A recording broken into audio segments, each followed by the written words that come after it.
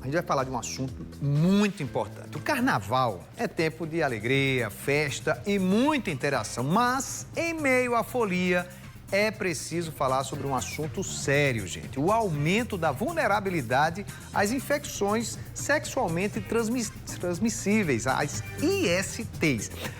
Agora, para entender quais são os principais riscos, como se proteger e o que fazer em caso de exposição, a nossa repórter Dislene Queiroz está ao lado do infectologista Fernando Chagas. Boa tarde para você, Dislene.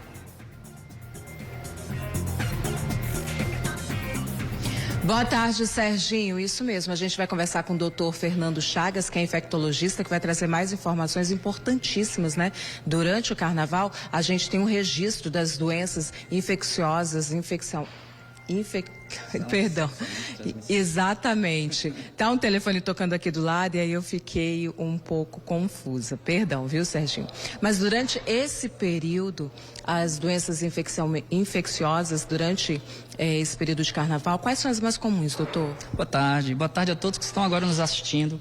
Pois é, né? A gente está num período onde muitas vezes as pessoas consomem mais bebida alcoólica e muitas vezes a percepção de risco cai bastante, né? Então as pessoas acabam se expondo a uma série de doenças que podem ser transmitidas tanto no ato sexual como algumas até por beijo também, olha só. Quando a gente fala das ISTs, as infecções sexualmente transmissíveis, a gente sempre lembra daquelas que são mais comuns nesse período agora. Por exemplo, a sífilis, que é uma doença provocada por uma bactéria e que ela pode passar de uma pessoa para outra, mesmo se a pessoa que tiver a bactéria não estiver com sinais e sintomas que surgiram a doença. Por isso que é muito complicado, por se tratar de uma infecção silenciosa. Além da sífilis, existem outras como a uretrite, que a gente chama de gonorreia, provocada também por outra bactéria chamada clamídia. A gente sempre lembra das hepatites, a hepatite B, né? Mas ainda bem que a parcela grande da população está vacinada contra este vírus. Quem não está vacinado, gente, busca a vacina, que ela é universal. E, claro, aquele vírus que a gente sempre lembra, que é o HIV, né? Que ainda nós temos, a gente acredita que existam no Brasil pelo menos 200 mil pessoas portadoras do vírus do HIV e que não sabem, né? Então a gente precisa também lembrar do HIV, né? E lembrar principalmente do grande instrumento de proteção, que é o preservativo. Doutor, falando em doenças sexualmente transmissíveis, agora há pouco a gente estava conversando sobre a sífilis, porque o número de casos registrados no estado são alarmantes e muitas vezes, depois do contato, passam-se algumas semanas, a pessoa pode ter algum desconforto na garganta. O senhor pode explicar como isso pode ser um sinal de que algo pode levar a sífilis? Pois é, porque a gente estava conversando da possibilidade até mesmo da transmissão pela boca, né? Claro que a sífilis é uma doença que a gente sempre lembra da transmissão sexual pelos órgãos genitais, tá? Mas, por exemplo, o sexo oral pode fazer com que você também pegue na garganta. E se você pega e tiver com sinais e sintomas altos, você pode transmitir à frente.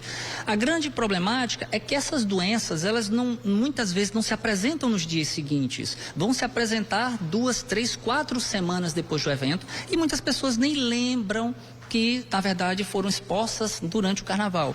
Por isso a importância da testagem, gente.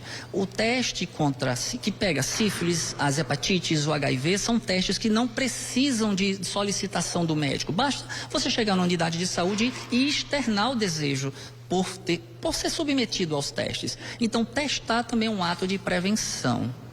E doutor, a gente conversando também agora há pouco sobre o preservativo, né, que é a melhor coisa que você pode usar durante o carnaval para se prevenir, não só o masculino, mas também o feminino.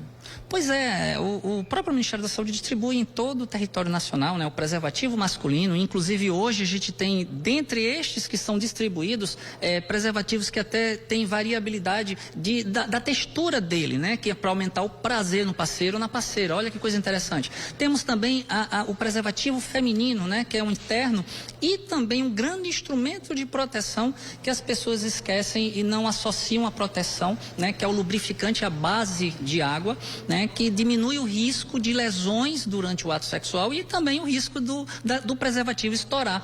Também fazem parte desse mecanismo de proteção.